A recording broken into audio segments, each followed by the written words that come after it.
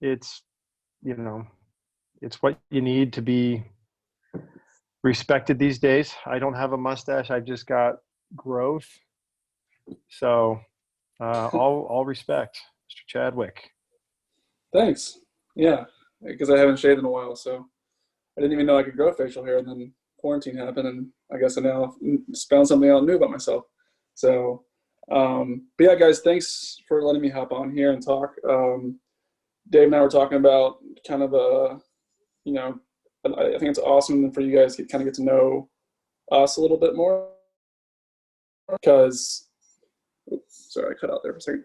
Um, I think it's awesome for you guys to kind of get to know us a little bit better because I think a lot of times I envision what it was like to be in your shoes. And back in Charlotte, North Carolina, that's where I grew up. Um, there was a similar kind of group that David had there at the time, also called Team Elite, that I got to see and learn from at a young age. So I thought what would be good would be I kind of tell you guys my story. I don't know if a lot of you guys know it, but I kind of want to tell you guys how I got started to swim and just kind of how I got to where I'm at now. And then afterwards, you guys can ask questions and I'd be happy to answer them for a little bit. So does that sound good? Thumbs up? All good? Okay. All right. So I started swimming at 9 years old. I started swimming because at the time I was it was in the summertime. I didn't have really anything to do. And my mom was going stir crazy trying to find something for me to do in the summertime to keep me busy. And summer league team is a really big thing in Charlotte. So my mom took me and dropped me off at the pool and went and talked to the coach, who she knew at the time, named Leslie Behrens. Have you guys ever heard of a swimmer named Ricky Behrens? Maybe not. Dave would. Ricky Behrens was an Olympian. He hadn't become an Olympian yet, but he was basically a prodigy at a young age, and everyone was kind of watching him, anticipating him to become an Olympian. And when I started swimming, that was the name in the city of Charlotte. He was going on to break Michael Phelps's national age group record in the 200 butterfly. And so his mom was the head coach of the summer league team. So she was my first coach. And when she watched me swim, she kind of saw something in me. Maybe it was love for the sport. Maybe it was, I don't think it was a whole lot of talent because I couldn't dive until I was almost 12. But she saw something in me that she encouraged me to keep going a little bit. And that's what you're kind of going to hear a little bit more and more about my story is there's a lot of times when I probably should have stopped swimming and really it didn't really make any sense for me to keep swimming, but I kept going because I had so many people around me instill a certain faith in me and myself that I never thought I really had. And so you'll kind of hear that over and over again. One of those people was definitely David Marsh. So I started swimming at 9, and then I basically jumped in for summer league, didn't really grab onto it too much until the following year when I did summer league again. And right after that year, I was like, okay, Mom, Dad, I want to do this thing more seriously. I want to try to actually do this thing like maybe 6 months out of the year. So I jumped into a swimming program, did that at Swim at Carolina, and did that for about a year, tried out the entry-level program, and all of a sudden I was like, you know what, let's do this thing full time. So started doing it more and more, and definitely did not have the success necessarily that I think a lot of people my age maybe had that go on and make national teams and whatnot and junior national teams. But I kept kind of doing it because I enjoyed it, and I really liked doing it. But really the crossroads that I had was when I was 12 years old. And part of my story is I grew up in a basketball family. So my dad played basketball at UNC Chapel Hill for Dean Smith back in the 70s, then went and played pro ball in Europe. And then my brother played college ball at Valparaiso, a school that went on to a couple NCAA tournaments. So for me, growing up, I was like basketball was going to be my thing eventually. Once I got a little bit bigger, I was pretty skinny growing up. I think for me, like swimming was kind of like going to be a stepping stone to my basketball career. And well, when I was in 7th grade, I tried out for the middle school basketball team and got cut. The coach said you weren't good enough, you weren't athletic enough, So swimming's going to be your thing. So we're going to cut you. And I was pretty like distraught at the time. You know, I fully thought that like I was a good basketball player. Like I thought I had a jump shot, I could dribble, you know, like basketball is going to be my thing. And when I got cut, you know, I basically had like a crossroads. I could say, I'm going to keep trying to be a good basketball player, or I'm going to take this as, Michael, maybe you're not that good of a basketball player and you should be a swimmer. And so I took it that way. And so I said, you know what, I'm going to get this swimming thing a shot.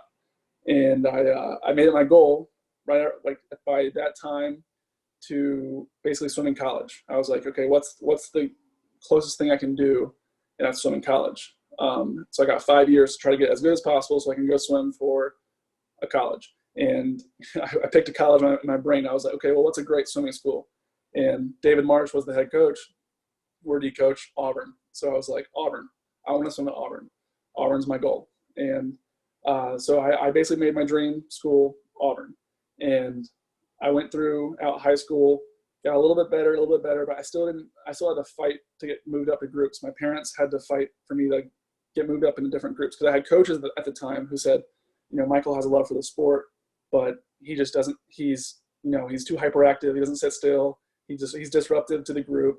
He's, you know, and at the time, like, I thought I was just like, had a lot of energy and was enjoying swimming. But to them, I was maybe a little bit disruptive. They were probably right. So my mom encouraged the coaches, hey, if you want him to actually really be engaged, put him in the hardest group possible. Because if you put him in the hardest group possible and you ask a lot out of him, he'll rise to that challenge and actually settle down. So that's what happened, is I got put in the hardest groups at SwimMec, really just because I advocated for myself. I said, you know what, I will give you guys as much as I can. And I really do think I can be good. And David Marsh was a huge part of that. I don't think there was any reason for me to get moved up necessarily, but David Marsh talked with them and said, you know, give him a challenge. And right about when I was about 17 years old, I had a breakthrough swim in the 100 breaststroke, got my junior national cut by 2/100ths of a second. And that was good enough for me to get recruited by schools. You guys probably didn't even know I was a breaststroke at one point, but breaststroke was my kind of my stroke growing up. Like breaststroke IM, I didn't really do freestyle at all. But breaststroke IM was my thing. And 2/100ths of a second, that's all it took. And I was getting like a couple looks at from schools. I was getting calls from, you know, some small D1 schools. I remember I got a call from NC State, and I was like, sweet, NC State, like that's a great option. And I kept waiting for that Auburn call. And finally, in August, going into my senior year, I got a call from Brett Hawk from Auburn, and he's like, hey, Michael, would love to get you on a trip here, and I'll see if we can get this set up. I still think David Marsh called him and told him to do that, but I haven't actually asked that question yet. But I wasn't good enough to swim at Auburn. So eventually I went on a trip to University of Missouri. One of the cool parts of that story is Mark Gangloff, who was one of David's first swimmers, swam for him in Auburn and swam for him in Charlotte on their Team Elite program, was like my idol growing up. Like straight up, like I love Mark Gangloff, you know, like his pictures on my wall in my room at home still, because I had like this swim meet poster, and Mark's doing breaststroke, and I kept it there, and he was like my hero. And Mark, you know, I didn't actually ever get to know him super personally, but after he finished in 2012, he became the assistant swimming coach at the University of Missouri. So all of a sudden, I'm getting a call from Mark Gangloff, and he calls me, and I'm just driving in my car, and I get an unknown number. I pick it up, and he's like, Michael, this is Mark Gangloff from so-and-so. And I didn't even hear what school he said. I just heard Mark Gangloff. And I started talking to him. And then halfway through the conversation, I was like, where are you calling from again? And he's like, University of Missouri.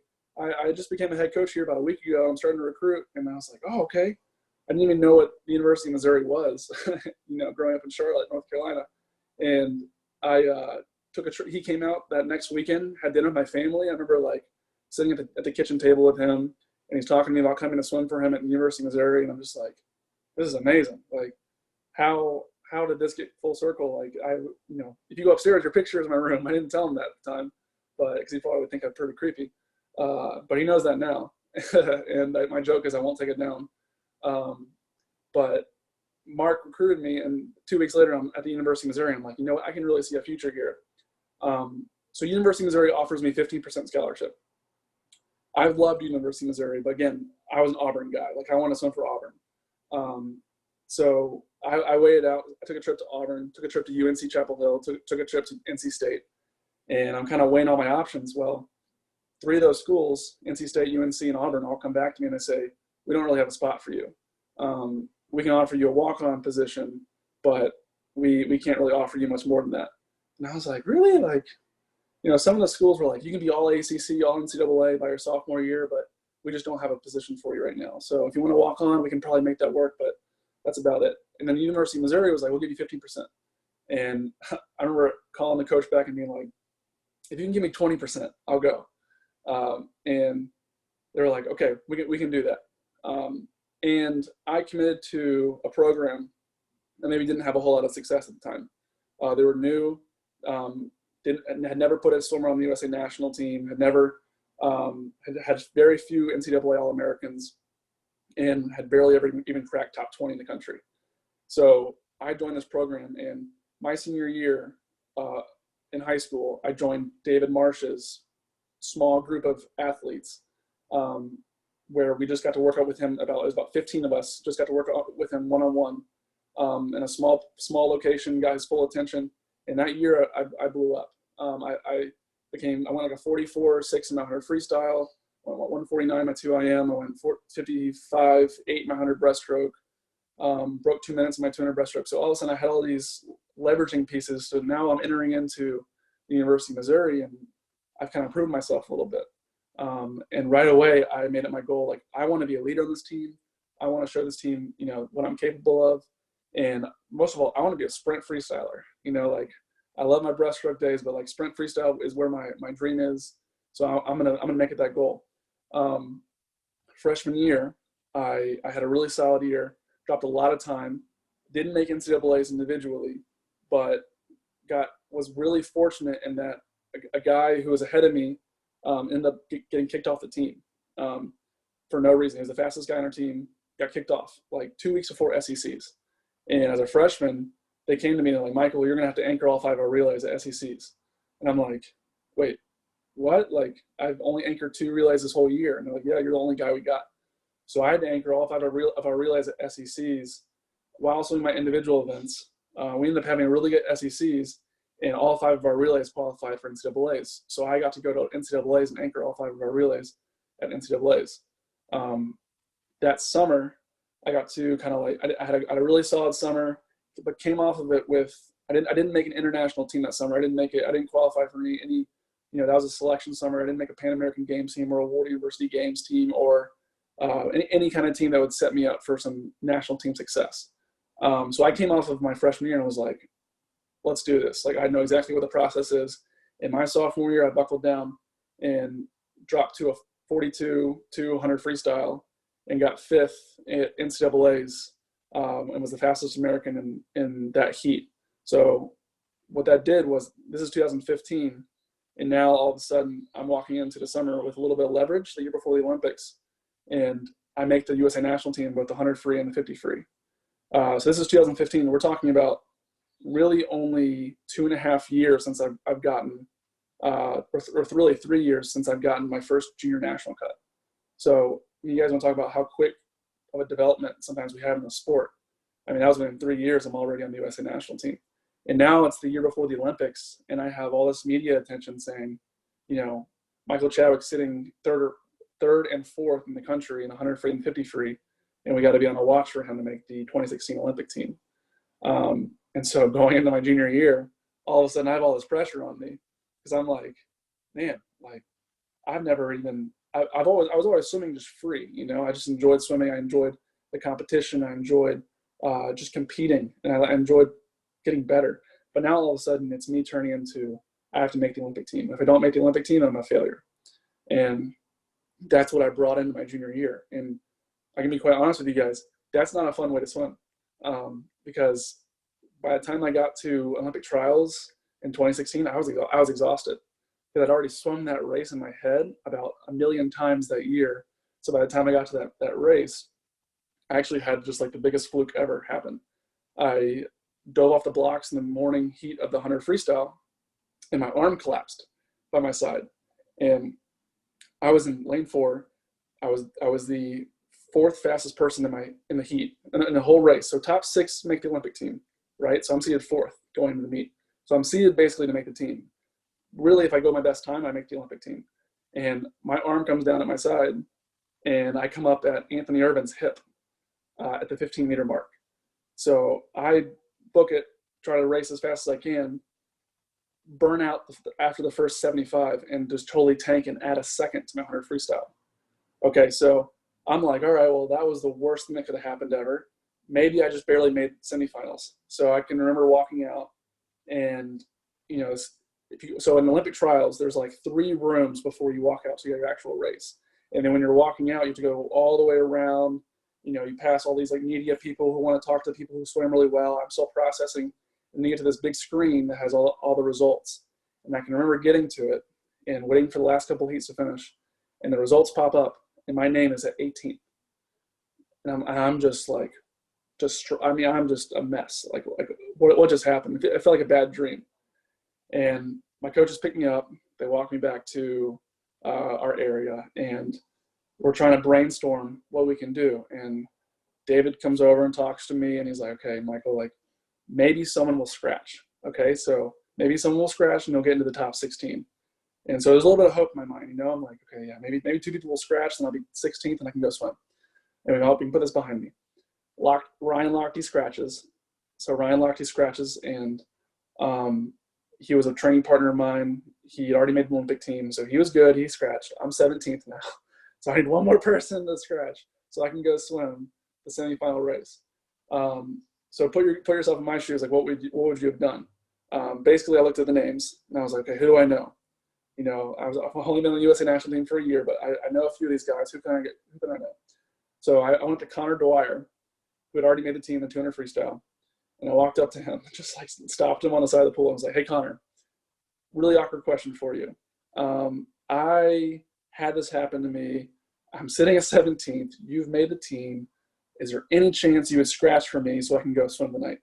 And I can remember his face. It was the most awkward conversation I've ever had. Like there will never be more awkward conversation than that.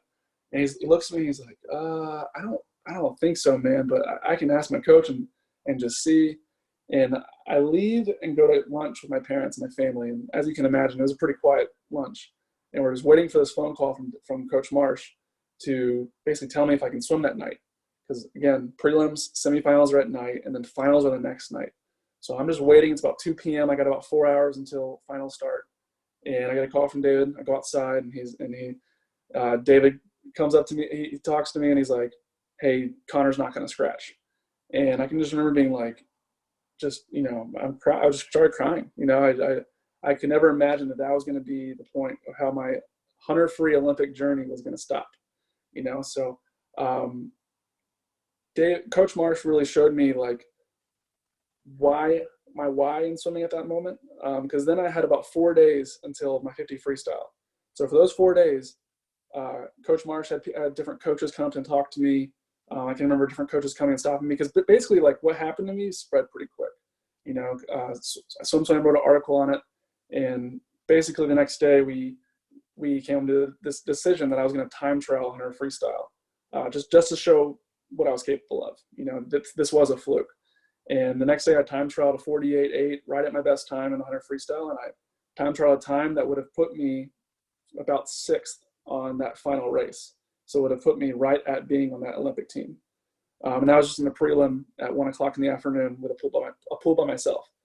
But that gave me a little bit of assurance. So 3 days, I had the decision basically to either let that race define me or to go into my 50 freestyle and say, I'm going to give this everything I have, and I'm going to prove that one race does not define me, and give myself a legitimate shot.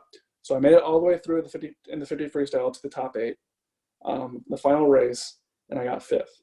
And only top 2 make it in that race. I missed the team by about 0.4 seconds.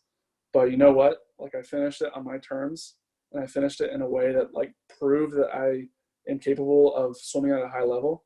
So I left. I went back to Missouri that night. I watched who went on to make the Olympic team, and I was upset. But guys, you know what? Like I kind of forgot about it within a week. I kind of let it go, and after that, I took 6 weeks out of the water. I wasn't sure if I even wanted to keep swimming necessarily at a high level. I wasn't sure if I was going to even keep swimming after college, but what I told myself was I'm going to give my senior year of college everything I have, and then I'll reevaluate. So I went through my senior year and finished that year on a really good high note.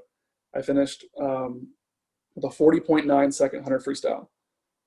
Me and Caleb Dressel were, at the time, the first two people to ever break 41 seconds in the 100 freestyle, or the first two Americans to ever break 41 seconds in the 100 freestyle. One other guy had done it in a full body suit.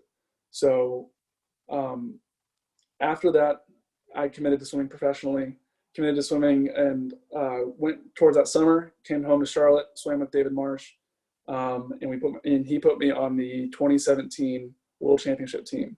So the year after I missed the Olympic team, same criteria to make the World Championship team, I was able to make the World Championship team. So since then, I've been able to be on every single major international USA team and performing at that high level. So looking back at 2016 and looking back at like what that was like to go through something like that, I can honestly say that at this point in my career, I wouldn't change that. I wouldn't change that mistake, because one thing I want to encourage you guys in is when you go look at your swimming career, or really just your career in life, your failures or your mistakes are going to be the things that how you learn from them are going to be the things that teach you the most about yourself. The successes that I've had, yes, they're amazing, but all those have shown is how hard I was working when I was in the trenches. You know, when I was in the times when I was truly questioning myself, questioning what I was doing, the highs are not as high as you think they are. Winning medals are it's amazing. It's amazing assurance, but that mentality of winning goes away so quickly. Within a week or two, you reset and you're like, okay, what's next? What's next? But something like that, where you can truly get behind the conquering of a failure, that's priceless. And you know, so many amazing things have happened since missing my Olympic team. Like I was able to meet my wife. Like that's something that wouldn't have happened if I would have made the Olympic team. We've had moves across the country where we've gotten to meet people and have these experiences where probably wouldn't have happened if I would have made the Olympic team and would have stayed where I was to keep training. So now looking at now, okay, so where are we now? We're in a time that's just in a total standstill, right? We're in a time where we're all kind of in the same place. I'm without swimming, you're without swimming, and the world as a whole are without sports. And we thought the Olympics were going to be this summer. You guys all thought that you were going to have these big competitions and just probably going on right now, especially this summertime. You guys worked so hard, you know, like you guys were working so hard this year and you lost a lot. So how do we take a time like this and take a step back and say, okay, the whole world is going through something that we've never experienced.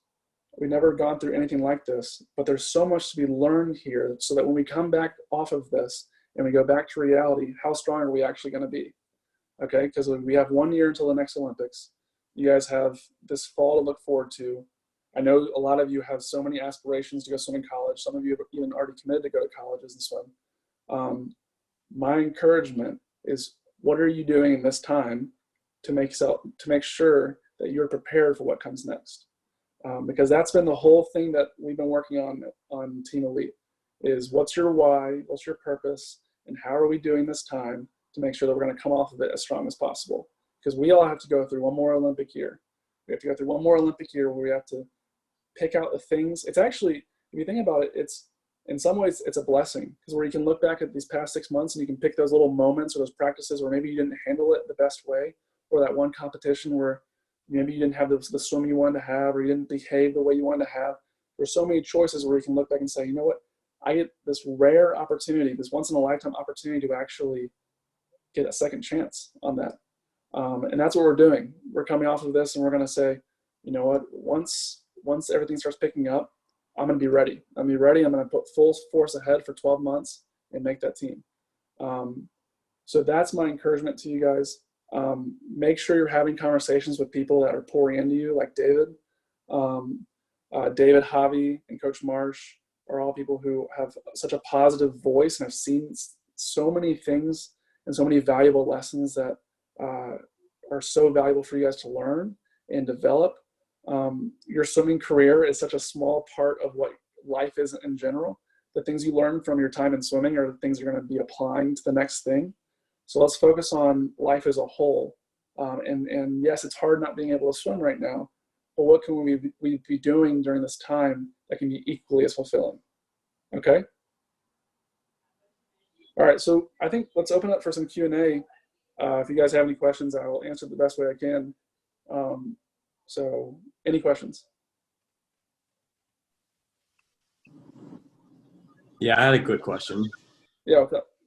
Are you a Charlotte Hornets fan by any chance? Yeah, absolutely. Huge. I'm more of a 90s, like early 2000s Charlotte Hornets fan than like a current one because it's been so bad. Right. But I'm a huge Michael Jordan fan. So like definitely because he played at UNC and then as the owner of the Hornets.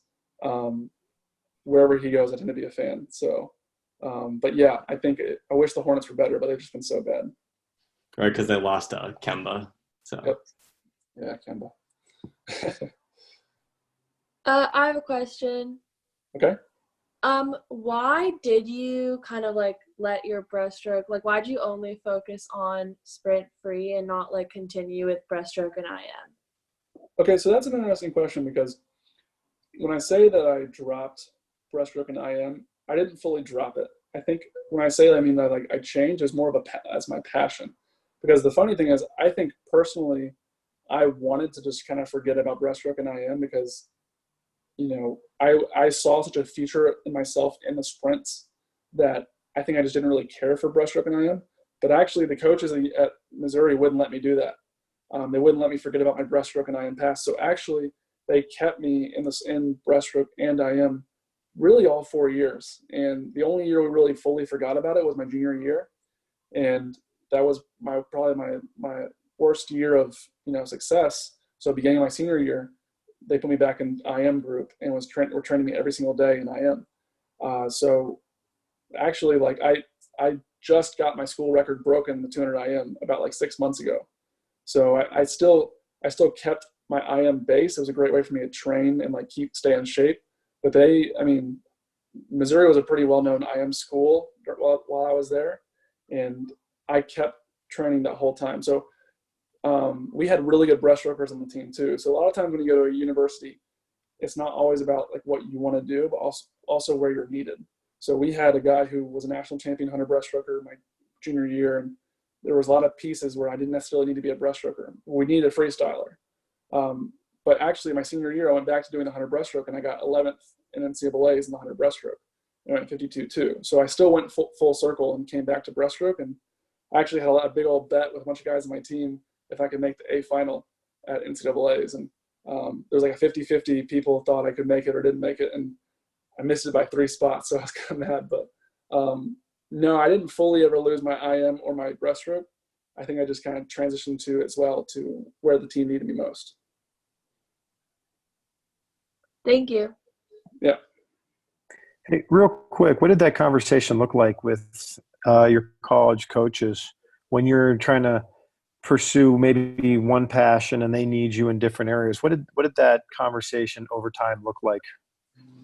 It was a challenge for sure because I think I've always been one to go more towards what's easier for me and not necessarily like what I've always had a hard time challenging. I think what I need to be doing.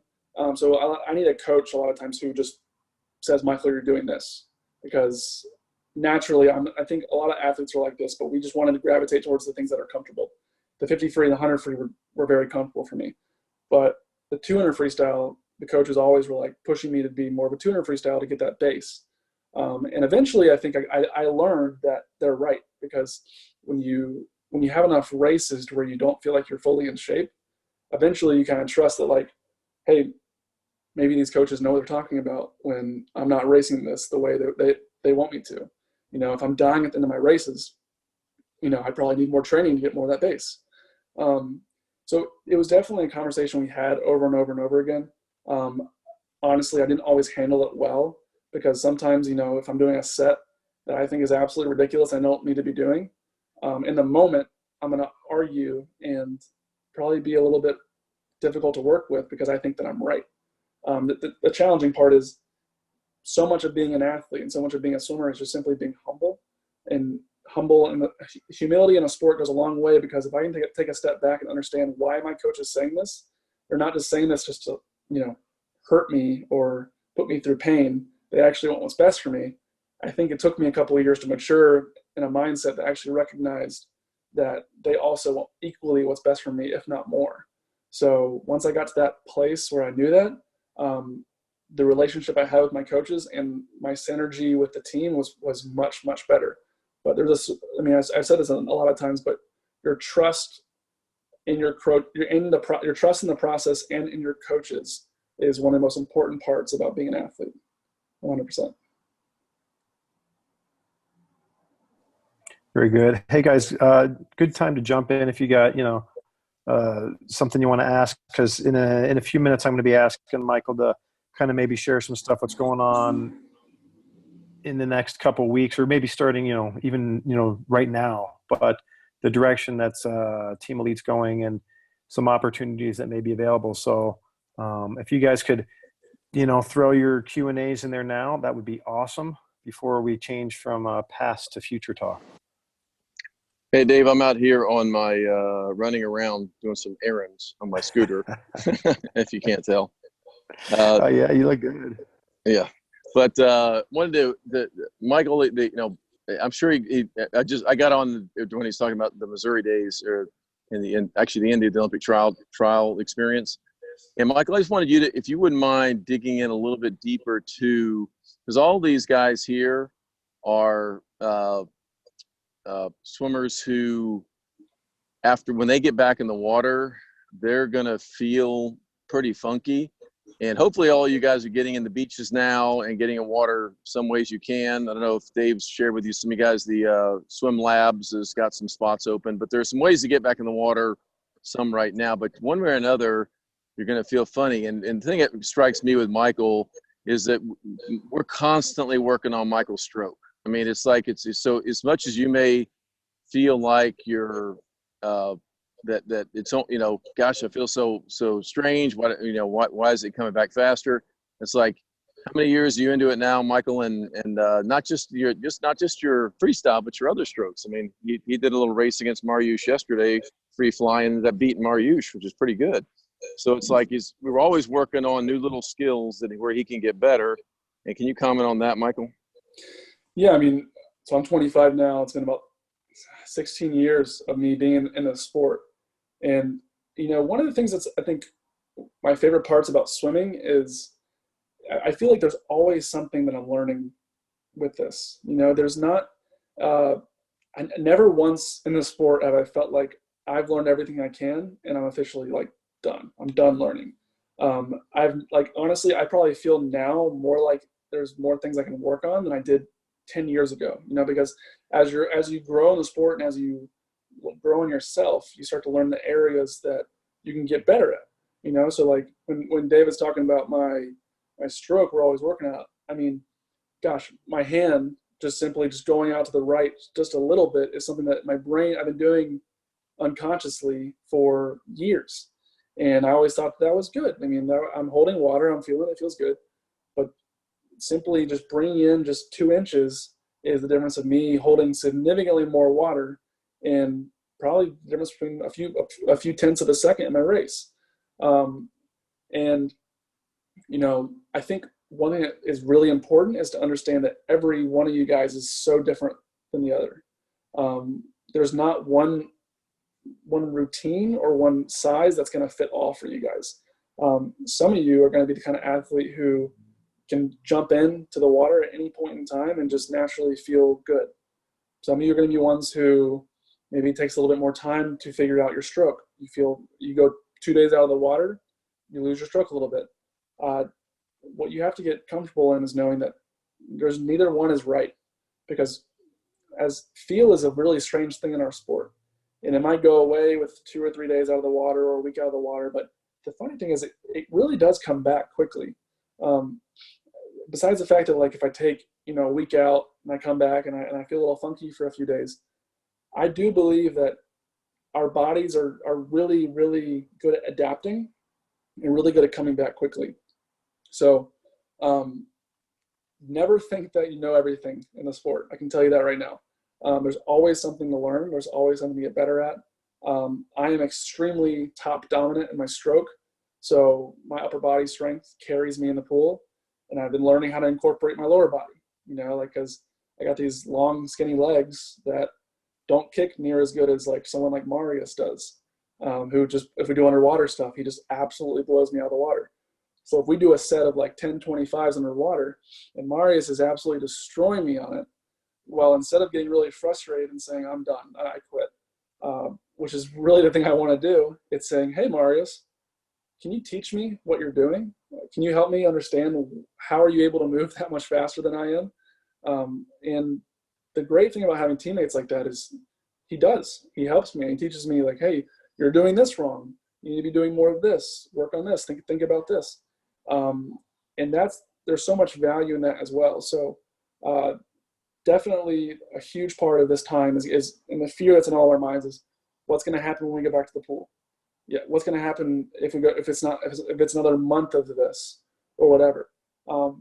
My encouragement is we heard a lecture online through the USA national team talking about how long you can take out of the water, how long you can be without the normal routine and still expect to come back and it be relatively, quick. The amazing thing is if you guys are keeping just at least a minimal schedule of keeping yourself in shape, you don't have to overdo it, but you got to keep yourself in shape and keep your mind engaged. The science suggests that once you start going back, it really only takes 2 weeks for you to be back at about 85% of where you were before all this stuff happened. And that's for me a huge relief to where if I just take a total, if I'm taking a mental break right now, but I'm engaged, I'm still lifting, I'm still doing dry land, I'm still reading and learning all this stuff, but I'm mentally letting myself just kind of take a reset, then I'm going to be okay when I go back. And that's part of sports in general, guys. It's a great lesson for you to learn right now is just simply understanding that you can take a few minutes, you can take a few weeks or a couple months and just kind of like let this all settle. Because you might come out of this and you might be even better than what you were before this. You might have a little shoulder injury or something that you've been bothering you for a little while, and you're going to come off of this and that's going to be totally healed and you're going to be great. So I honestly, I think this thing could end up being very, very good for the swimming world. Hey, Michael, what were your time? Give me your 100 freestyle when you were 13 years old. 13 years old. I'm sure it's on a database, Dave. I don't know if we can find that, but Slow. Slow. I mean, it was terrible. Coach Marsh, how bad was I when I was 13? I heard him yell slow. We had 3 groups of 13, 14-year-olds. He was in the lowest group. Yeah. So that's what the white group, like Maddie. Yeah. Oh yeah. If it wasn't for Coach Marsh, I would be done. I mean, I'm telling you guys. When I was 13, I hadn't broken a minute in the 100 freestyle yet in yards, not meters, people, yards. I don't think I had either. So honestly. Yeah. So I had to guess. You were swimming. I was probably like a 10, maybe like a 108 100 breaststroker, and that was probably my best race when I was about 13, 14. I mean, it took me. I mean, maybe slower than that. I don't. Probably 110. It took a long time for me to see anything that was, an A cut for me was something good. Well, so you guys can see that, Michael likes to smile, and he's obviously got a pretty good attitude about life, and he's forward focused, and you can just see that in this conversation here. When you were swimming at SwimMac and you had a chance to sort of mentor up and work with some of the pros, I sort of want to move a little more towards future talk instead of the past. You had that opportunity, and I know that that's one of the big things that Coach Marsh wanted to bring to Charlotte was you bring the Mark Gangloffs in, you bring these people in, and it brings up and it inspires, and it makes it possible for people that are in the lowest 13, 14 shark group. Let them believe that there is an opportunity and it's possible. So if you could just touch on that, and then maybe lead in the direction of maybe some opportunities that may be popping up for these guys here in the future. Okay, yeah. So when I was growing up, I was so fortunate to have people like Cullen Jones, Mark Gangloff, you know, gosh, Nick Thoman, and just many, many swimmers who were performing at this top level where I could watch them on TV or follow them in their races and say, that person's worked with me. That person knows my name. That person says hello to me when I walk by them. Like, how cool is that? And Coach Marsh made it a point to have people like that come and talk to us individually because he believes in inspiration. He believes in the best time to be inspired is between the ages of 10 and 15, because that's when the love for the sport comes. That's when you start your passion, and that carries out for years. I mean, the passion that I had when I was 15 is still carrying me now. I mean, I committed to swimming after college, literally when I was like 16 or 17 years old. When it didn't even make any sense, but that was because I had people like Coach Marsh. I had people like, Cullen Jones and all these names in Charlotte who said, you can be something good. And there was really no reason for them to say that besides the point that they just really took an interest in who I was and took the time to say, ask me how I was doing. And a lot of us don't have that opportunity. So I think that's a really valuable thing. And the more I talk to my fellow athletes here, and I've been talking to coaches a little bit, we would love to extend that opportunity to you guys a little bit. We're going to try to start creating more like a mentorship program that helps, funding a little bit for us as well during a time like this where maybe we don't have the same level of income walking into a summertime that we maybe wouldn't before. But we also see it as a passion for ourselves to be able to have these conversations with you guys and encourage you throughout, your daily lives, and having conversations weekly or working with your stroke or encouraging you and helping you walk through maybe some things that you really need someone to talk to about, who's probably walked through the exact same thing at your age, whether it's recruiting or how to deal with coaches or teammates or stroke mechanics. There's a lot there that maybe you sometimes feel like you don't know who to talk to about it. So we would definitely like to extend that to you guys. I can give you an email, and if you guys want to email, send me an email. I'm going to probably be the one that connects you guys to certain athletes. You can even say which athlete you would love to work with. So if it's someone like Kathleen or Marius, I think just drop that name in there, and we can try to see on availability as well. But if you don't care, just say I don't care who it would be. But I can promise you, if I was around your guys' age, this would have been something I would have absolutely loved to be a part of, because during a time like this especially, we don't have a whole lot going on, so you can really tap into a resource like this and use this wisely. So what we're probably going to do is do like the first meeting as like more of a charitable donation kind of thing, and just try to raise some money for Feed San Diego, so we can help our local community a little bit. And then after that, if you guys really are on fire for this and you think it's a really good thing that will benefit you, we can start this thing full time, and you guys can talk individually to that person about how to like price that a little bit. We can talk to your parents about it a little bit more too. And but definitely, if you want to talk about it, I'll send an email to David. I can even drop it in the chat box right here, and you guys can write down. So yeah.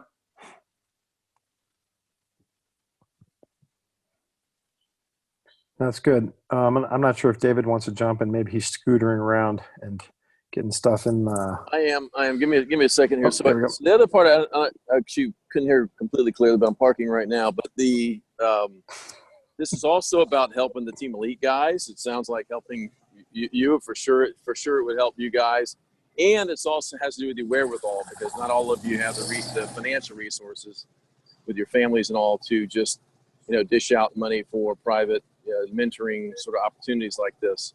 We'll still do the things we've done. So there's times when the Team League will certainly help out with the Stingrays, but this is a program that's going to be offered to around the country, but we wanted to make sure the Stingrays had first crack at getting appointments, and somebody like Kathleen will likely take 1 or 2 people. She's not going to take 10 or 12 people.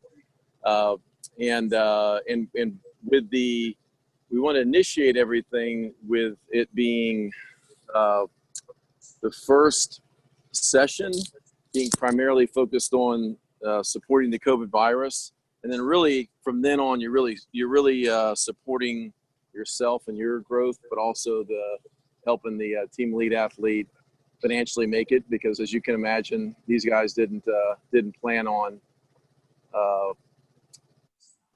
swimming until 2021 out here in San Diego. They were focused on 2020. A lot of them were gonna depart after that, and some are gonna depart anyway. But the good thing about this is this can be this mentoring can happen.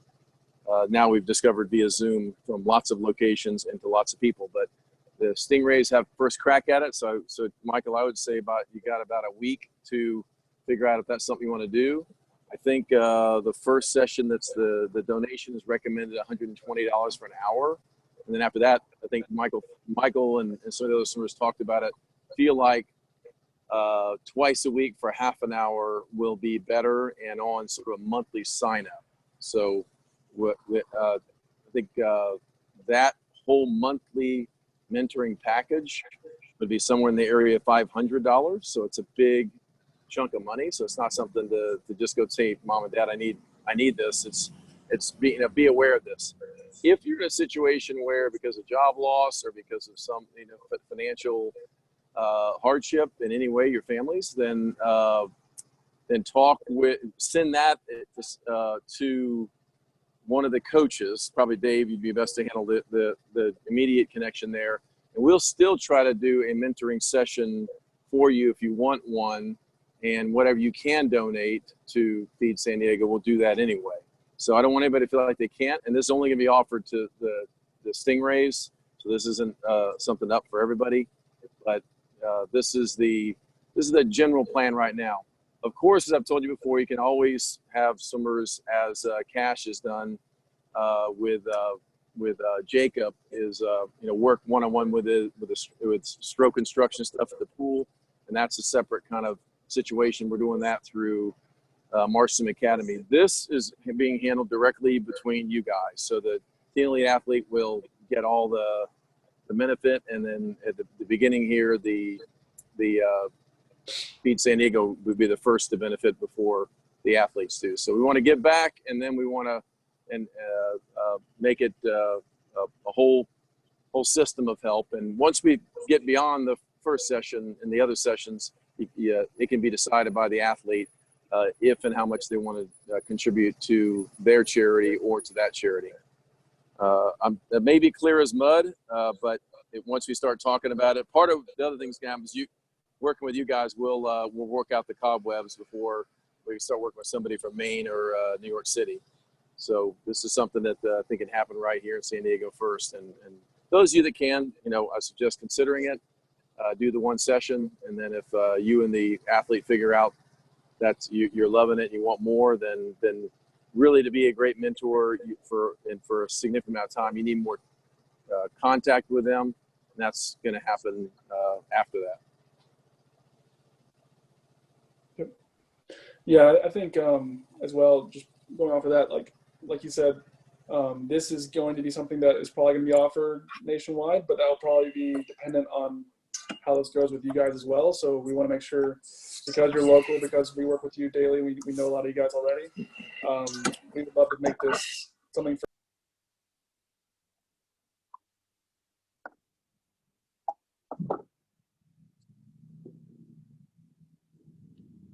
you personally to each person.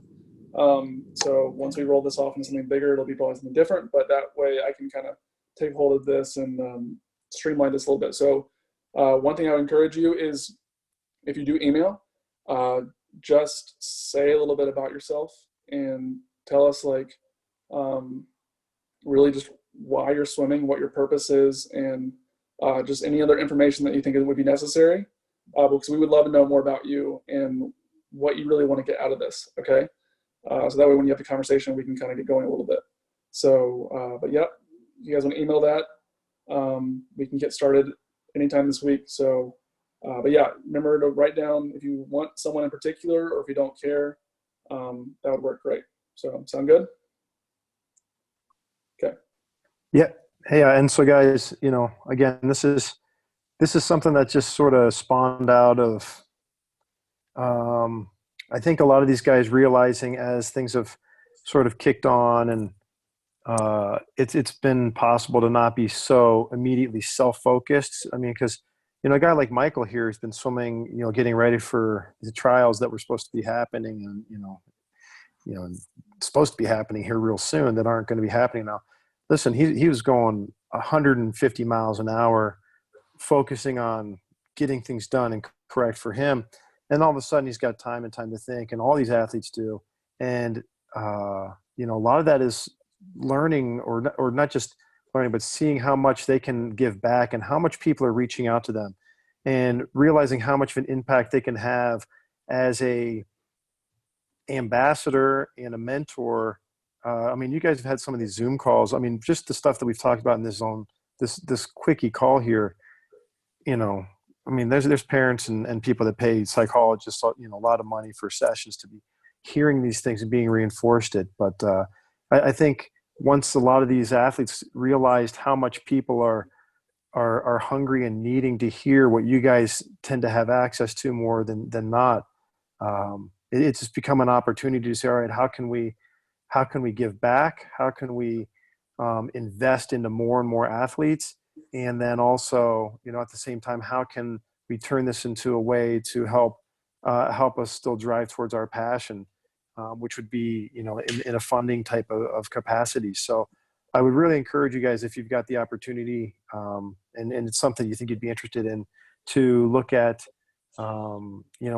grabbing one of these guys or reaching out and seeing if it would make sense to grab one of them as a mentor in some capacity. So we'll shoot an email out to you guys, but just understand that I think this all came about as the athletes realized how much value they really bring outside of the pool. And I think a lot of them suddenly realized, I bring more value outside of the pool than I do just going up and down.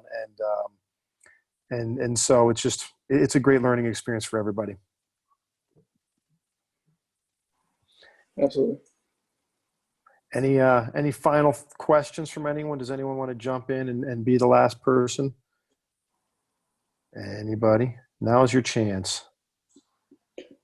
Does anybody have any questions about the program? Just anything?